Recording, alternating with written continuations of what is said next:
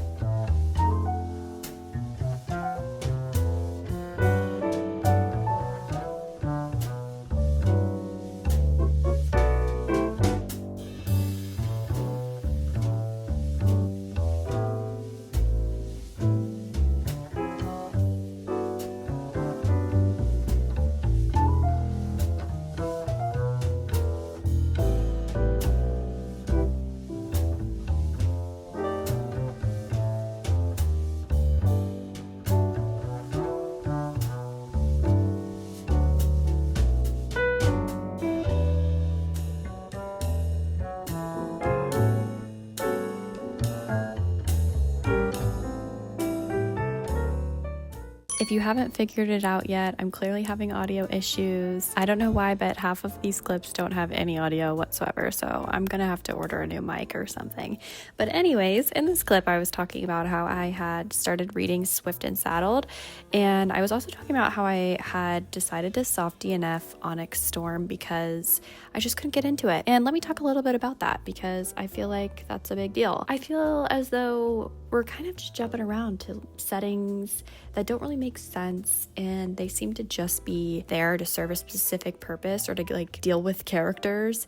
And I don't know, it's just not having the same effect as Fourth Wing had. And I feel like every book in the series so far has been a little bit of a step down from the one before it. And I feel like the hype is kind of chasing Rebecca Yarros. So anyways, soft DNFing that, maybe I'll come back to it. But I was talking about how I had started reading Swift and Saddled, and I originally didn't really like Done and Dusted that much. I really liked the first half, but then the second half wasn't a big fan of, and I didn't really like the MMC, but I was kind of in the mood for something like Swift and Saddled. So I decided to pick it up. And also I decided to do my nails this day. So that's what I was talking about in this clip.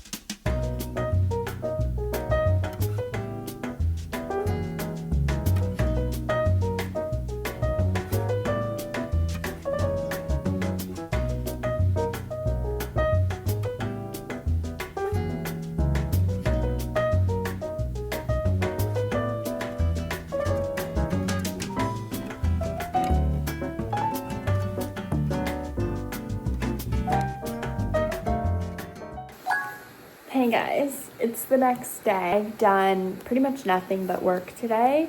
I'm vlogging on my phone because I need to get a new SD card for my camera and I just haven't gotten around to that yet. So I'm gonna vlog on my phone. But I really need to vacuum. So I need a body double for that. Look how cute my nails turned out. Love. Okay, anyways, I'm going to vacuum real quick and then, guys, drum roll.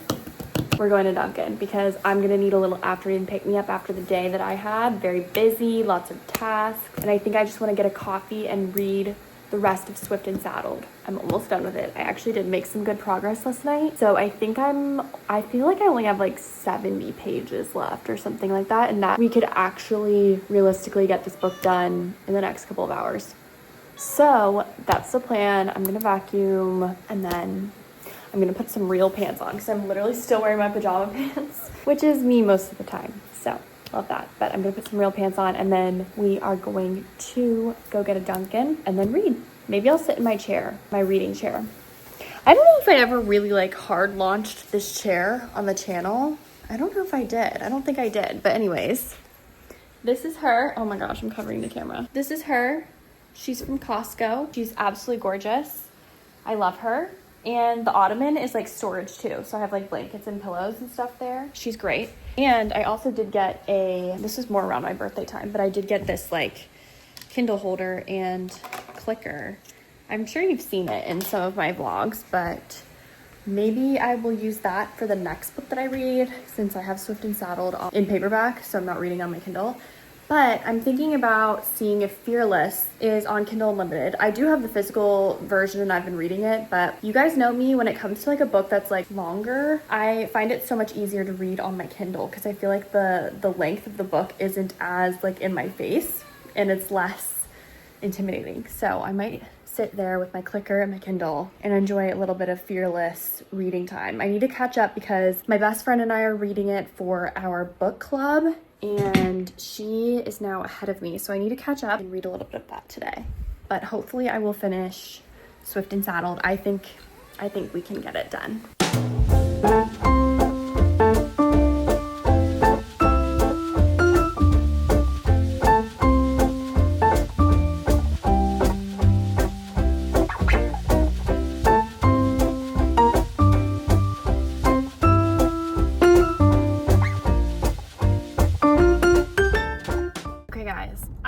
Just got my Dunkin' and I'm gonna try something new. So I always get the same thing, which is a medium iced French vanilla latte with almond milk. This is literally what I get every single time and it's always so delicious. But I've been hearing a lot of chatter about the Dunkin' latte. So I decided to get a small one and try this out. I'm assuming this has dairy in it, so I'm not gonna like drink the whole thing until I take some lactate, but I am just gonna take a little bit of a sip.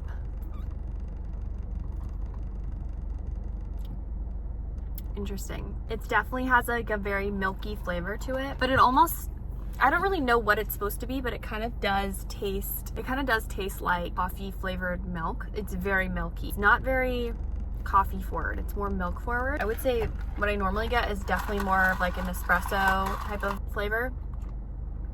That's definitely regular milk in the Dunkin' Latte. I can't decide if I like it or not. Like, it's good. I don't know. I like my tried and true, but I might save it and keep it in the fridge and drink it tomorrow if I don't end up drinking it today. Let's go inside, and I think I'm gonna sit down and read some more of Swift and Saddled. Also, can we talk about, let me just rant for a minute, guys. Every single time I leave the apartment after 5 o'clock, I'm just not getting my parking spot back. Like, I'm gonna have to park really far away, and it's so frustrating because, like, obviously during the day I work from home, so when I leave there's like nobody here because everyone's in person working. So if I leave during the day and then I come back, like, there's always a million spots right in the front, right next to my building. But after 5 o'clock, every single person and their mom starts coming home from work. And so literally I went to Dunkin', that probably was like a 5-minute trip maximum. I live really close by Dunkin', and already I was gone for literally 5 minutes. Already somebody had taken my spot and there's no spots in the front. And when I left, there was like 4. So it's just crazy to me. It's like clockwork. It's only 5:18 and I was gone for 5 minutes and my spot's already gone. So anyway, quick rant, but it's just really frustrating and annoying to me. There's nothing that like irks me more than like parking at an apartment building. Like, it just really irritates me. So anyway, let's go enjoy our coffee and read a fun little cowboy romance, because guess what? I'm just a girl. I'm just a girl and I'm easy to please.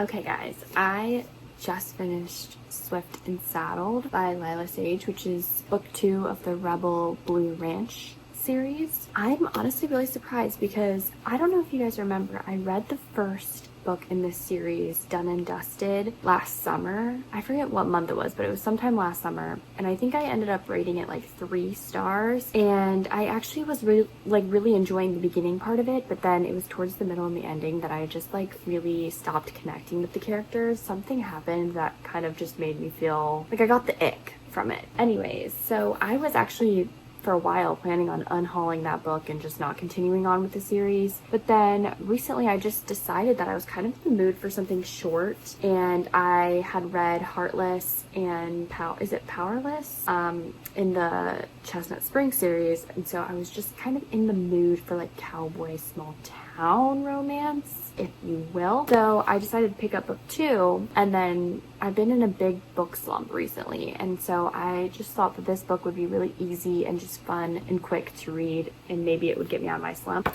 And I really enjoyed this book. I definitely liked this one better than the first one. I felt like I really liked these characters better. I really liked Ada, our main character. I felt like the things that she was struggling with are super relatable and also just realistic.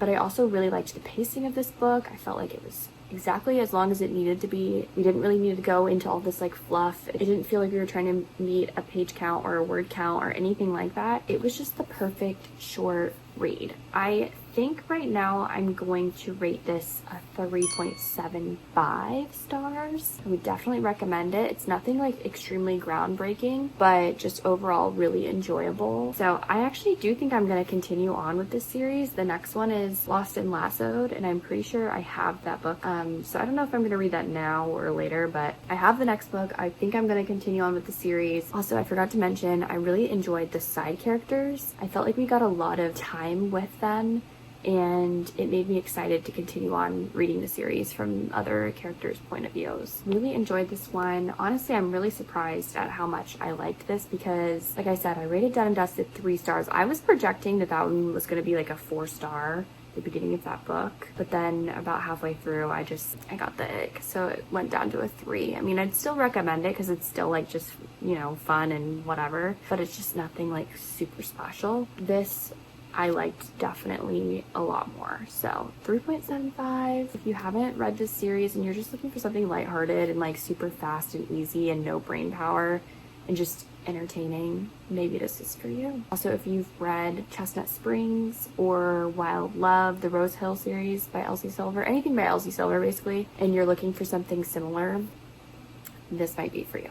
Anyways, now that I'm done with that, I think I'm gonna continue reading. I don't know what I'm gonna read yet because I could continue Fearless, which is our book club book of the month. So I know earlier I said I was probably gonna do that, but I'm just like, I think I need to think about it a little bit more. I don't know if I'm in the mood for it. Another option is actually right here. It's the 3rd book in the Spark of the Everflame series, Heat of the Everflame. This one's very long, as you can see. It's like 800 pages, so I don't know if I'm ready for that yet, but that's definitely on my radar because I read the first 2 and I don't want to wait too long before I read the 3rd one because I don't want to forget everything that happened. So that's on my radar. I also have, if I'm still in a romance mood, I could continue on with this series and do Lost and Lassoed, or I could do Say You'll Remember Me by Abby Jimenez, or The Conditions of Will by Jessa Hastings. A lot of people have been talking about that, and I have both of those books. So there's a lot of good options. I'm not sure what I want to do, but I'm actually going to take a shower, think about it, and then once I get out of the shower, we will decide what I'm going to read next. Good afternoon, everybody. We're back today. I have a very busy day today. It's actually already the afternoon. I'm about to take a quick break from work to go get a latte from Dunkin'. I was gonna make one. I actually did make one earlier today, but I'm out of my vanilla syrup and I really like vanilla syrup. I tried to use a hazelnut syrup and it just did not hit the same. I'm gonna go to Dunkin', get a quick latte, and then we're gonna come back, lock in, get all of my work stuff done for the day because this evening I'm actually babysitting, which I haven't done in a really long time. But in college, I used to babysit all the time, especially this one family. And so whenever they reach out, I always say yes because I just love them so much. And they are the most adorable kids on the planet. So I'm gonna babysit tonight. And then after that, it's the weekend. So I have a lot of plans this weekend. On Saturday, I'm going to, which I guess is tomorrow, I'm going to the mall with one of my best friends. Sunday is Easter Sunday, so have some plans with my boyfriend's family. I did read a little bit of Fearless yesterday. I got to about page 250, so making some good progress in that book, but I do need to read some more of it sometime today. So hopefully maybe when I get back from babysitting, I will read before I go to bed for a little while, and I'll have something to update you on. But in the meantime, let's go get a latte. I am getting excited because this month I've booked a lot of really exciting trips. I don't know if I've already mentioned this or not, but every year my boyfriend and I go on a trip to 30A in Destin, and we had a trip booked this year in May, but we ended up changing our flights and changing the trip completely to be a trip to LA instead because there was something that happened in the family, and I have family out in LA and all of that. So we ended up needing to go to LA last minute, but I'm actually really looking forward to going. I haven't seen my family there in a long time, and I love LA. I grew up going there all the time. We would go sometimes like 2 or 3 times a year to LA to visit family growing up. It's just such a fun place. It's so beautiful. The beaches are just gorgeous. There's so much to do. Also, being somebody who's gluten-free, there's tons of gluten-free places to eat at there, which is really exciting for me. So I'm really looking forward to it. I haven't been to California in like 7 years, which is just crazy. I don't know how it's been that long, but it has. I'm trying to decide if I should get the Dunkin' Latte. I think I'm gonna get the Dunkin' Latte, guys. Am I crazy? I might be crazy.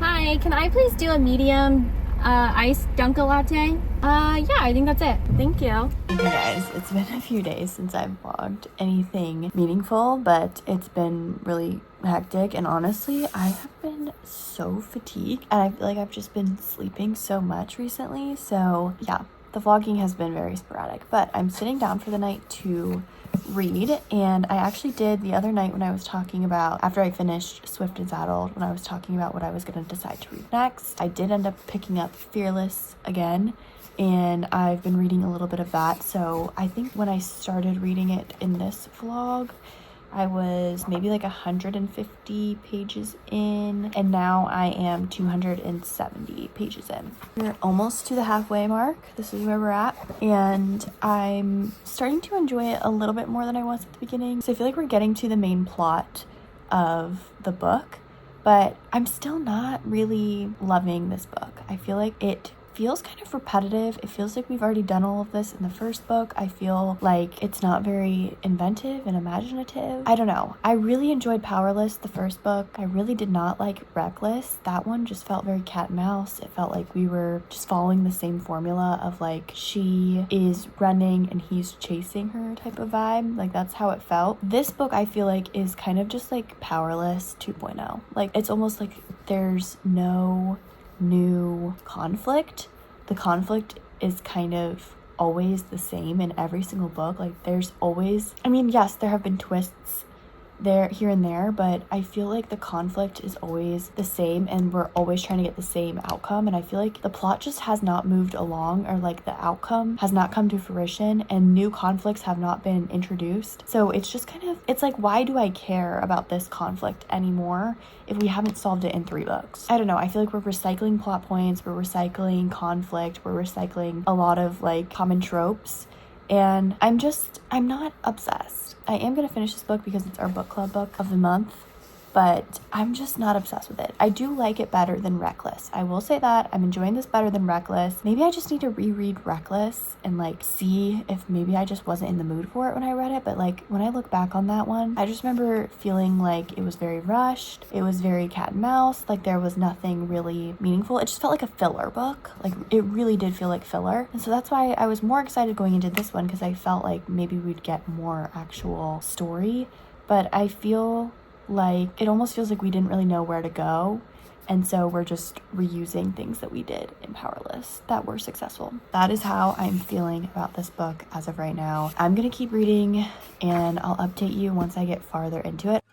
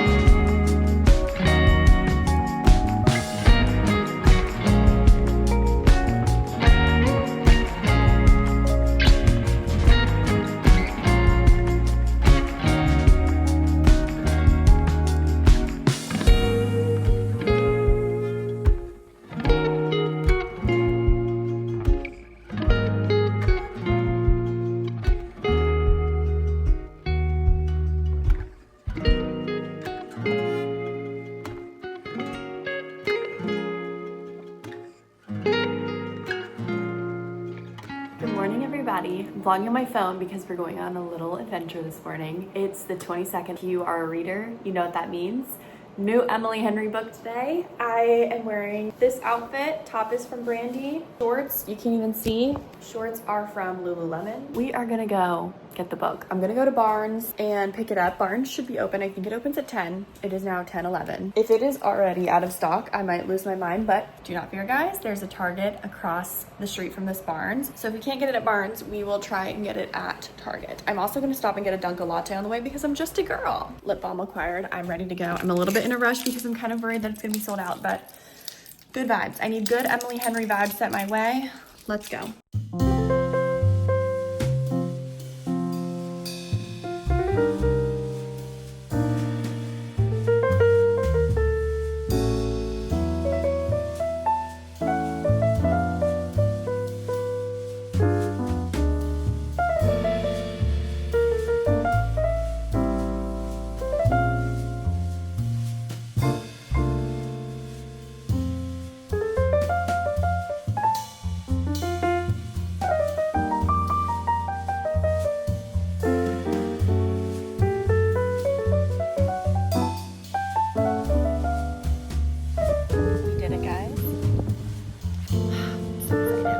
Guys, I'm not gonna lie, I was not expecting it to be in stock, but it was.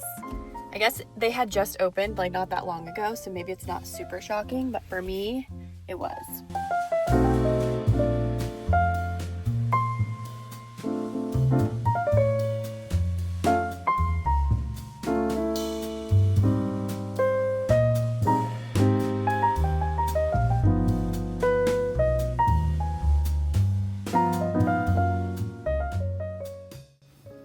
So obviously there's no audio on this clip either, but I was talking about Fearless and giving my final review about it. So I'm just gonna go over the main talking points that I made. Number one, I felt like, as I mentioned earlier, the book was just really repetitive and it felt like a copy and paste of Powerless. And that was one thing that I was noticing like throughout the book. I felt like a lot of the plot points were just recycled from Powerless, and I was getting kind of sick and tired of the internal monologue of our main two characters because, like I said in an earlier clip, the conflict between the two of them was always the same, and I didn't really feel as though there was any big change in, you know, what they were thinking from book 1 to book 3, and it kind of felt like we were just dragging it out at this point. Also, there was one character in particular that I really liked in book 1. In book 2, I wasn't sure how I felt about them.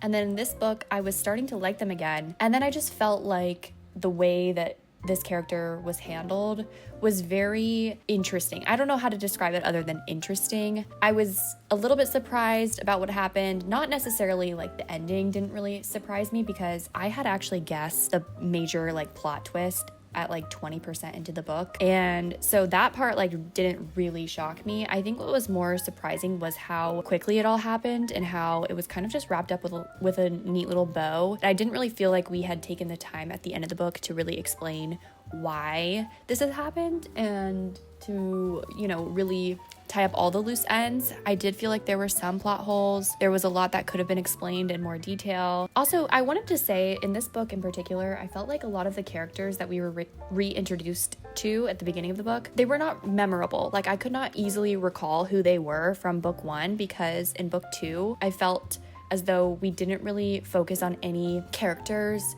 in depth other than the main two characters.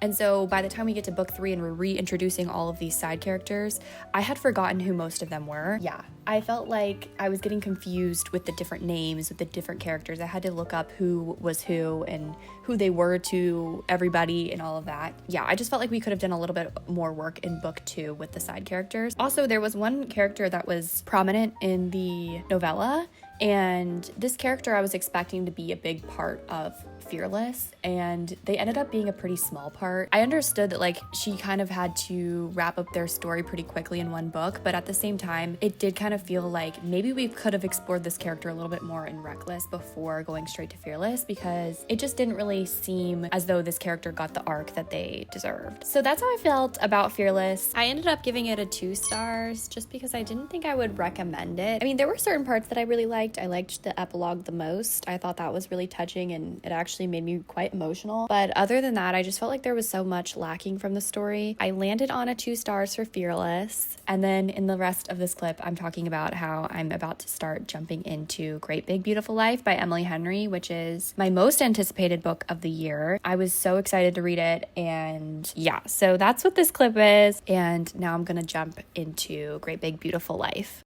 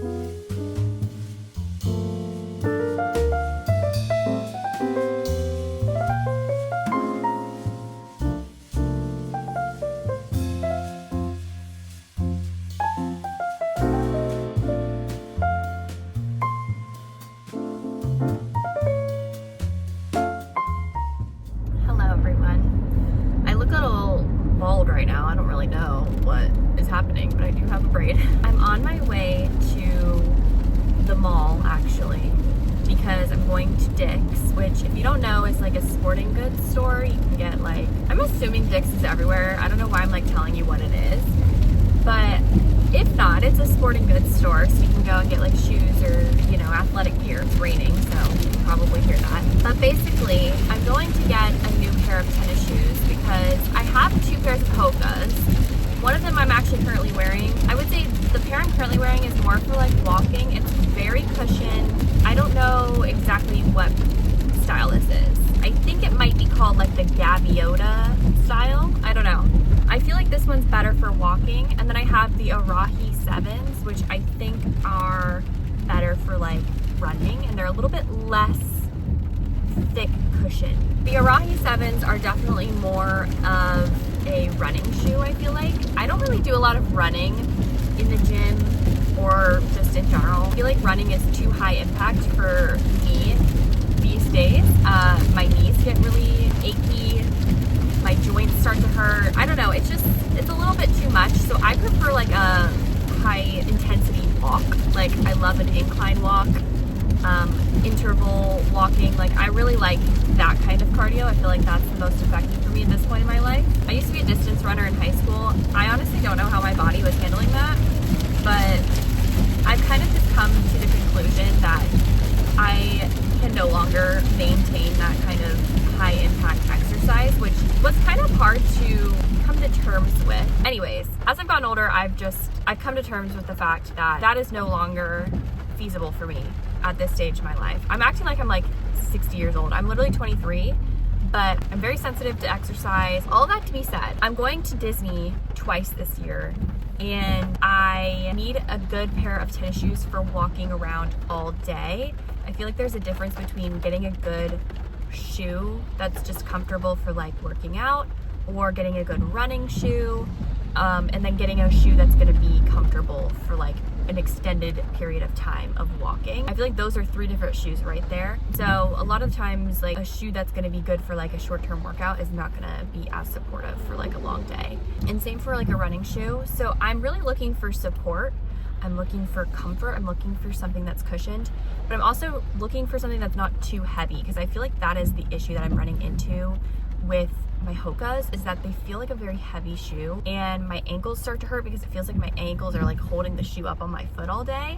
And I wore both of my Hoka's, I interchanged them and wore both of them when I went to Disney last year, and I did find that issue of like feeling like the shoe was just too heavy. I'm gonna get a new pair of shoes. I have my eye on a few different shoes. So first I was looking into On Clouds because I've heard a lot of buzz around them. I just don't want to fall into the trap of getting big into a shoe and spending a lot of money on a shoe just because it's trending and a lot of people are talking about it. Not that they aren't good shoes. I mean, I don't really know, but they're also very expensive, and I just don't know if they're for me. I don't know if I love the style. I don't know if they are gonna be the most, yes, they're like really lightweight and that's what they're known for, but I don't know if they're gonna be the most supportive. I'm looking at them. I'm gonna try some on today. I think I'm gonna try on the Cloud Tilt, maybe is what it's called. And then I'm also going to try on a pair of Brooks.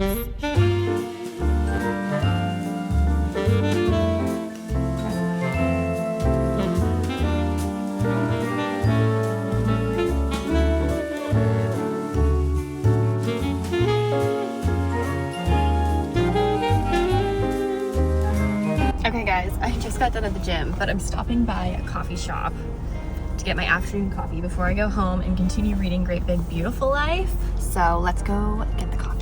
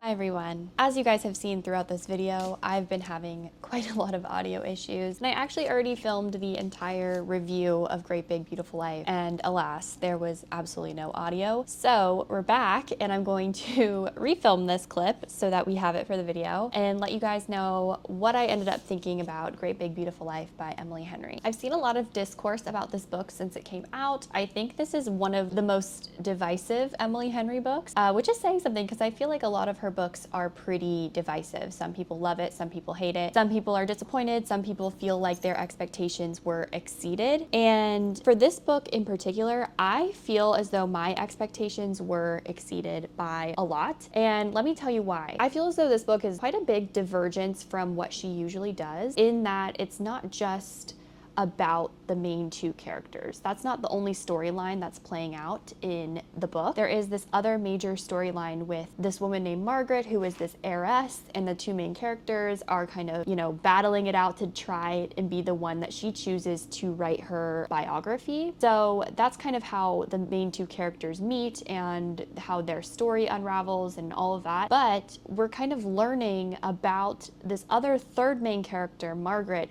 through the lens of our main female character, Alice. And I really like how the story was structured that way. There are two completely separate storylines happening. One is happening in a very narrative, you know, past lens, and it feels very like interview-esque. I will say though, even though it does feel like, you know, we're in on the interview, it's almost like we're sitting there on the interview. I will say when Margaret is telling her story, it's very immersive, and it almost feels as though we're in the past story, which I really like the way that Emily Henry wrote that storyline and, you know, handled those interviews. I felt like it was done really, really well. I also loved our two main characters. I don't necessarily feel as though Alice, our main female character, was super relatable to me in any way, but I'm also not one of those readers who feels like every, you know, FMC has to be relatable to me in any way. I can appreciate different personalities and different, you know, motivations and reasons that people act a certain way and different behaviors and life experiences and things like that.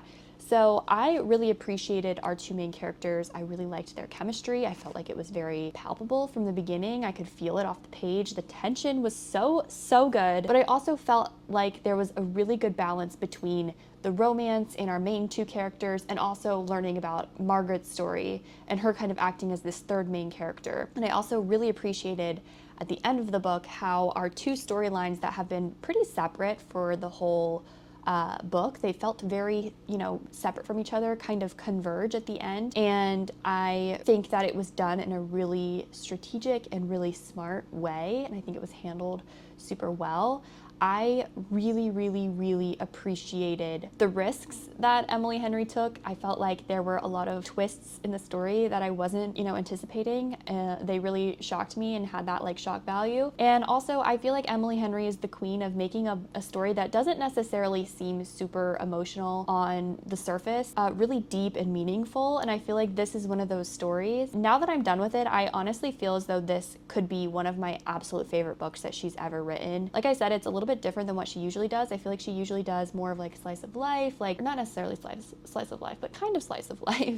Character study, we have women's fiction with a subplot of romance, which I guess this is that, but I do feel as though the structure is quite different than what she's done in the past, in that we have our main two characters in the romance happening, but we also have a third character, and we're learning her story and her life, and how it all connects is a huge part of the book. So I really appreciated this. I feel like if you're looking for a romance novel, this probably isn't going to live up to your standards. Like if you're going into it thinking that it's just going to be, a romance book, that's probably not going to be your experience. And so I feel like that's probably why some people feel as though maybe they were a little bit disappointed in this book. I went into it kind of knowing that she had said that it was going to be a little bit different than anything she had done before, and I felt like that really helped me, go into the book with such an open mind. I just loved it, guys. I ended up giving this book 5 stars. The quotes were just amazing. The last 10 pages of the book absolutely shattered my heart. If you saw, I was